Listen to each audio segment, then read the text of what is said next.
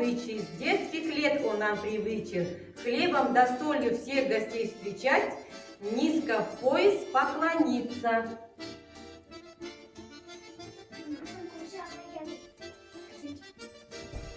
Елена Александровна кетті ғой. Қош келдіңіз, төрледіңіз, дастарханға келдіңіз. Мен сізге балалар, Мен сізге қонақ әкелдім. мен сізге әкелдім каравай. Каравай әкеледі для дорогих гостей, иә? Не каравай, каравай әкеледі. Сонда еще русский праздник есть, масленица бар, сондай блины той пісіреді, иә? Не каравай.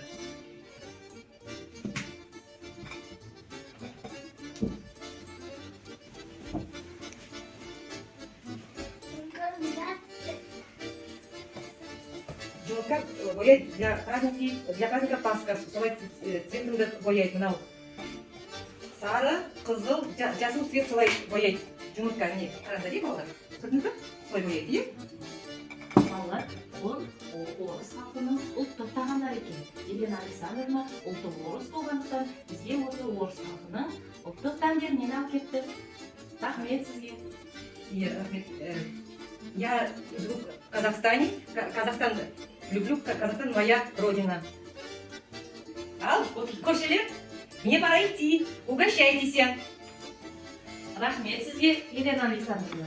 Қазақ халқының қуыс үйден көшіп бар дегендей, сізге берер сыйым бар. Мынау менің өзімнің қолымнан тіккен көрпеше.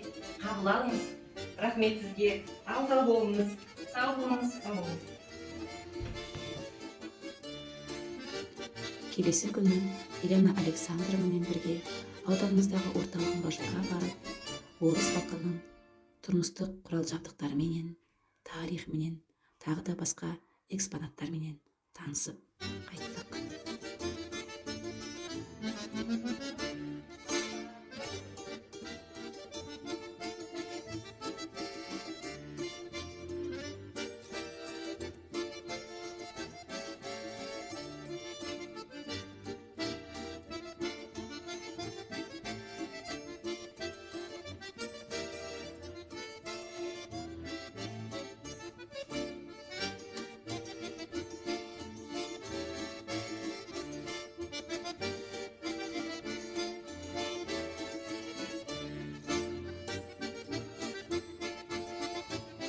Казахстан, родина моя, любимая, могучая страна. Все люди мирно в ней живут, красивую природу берегут.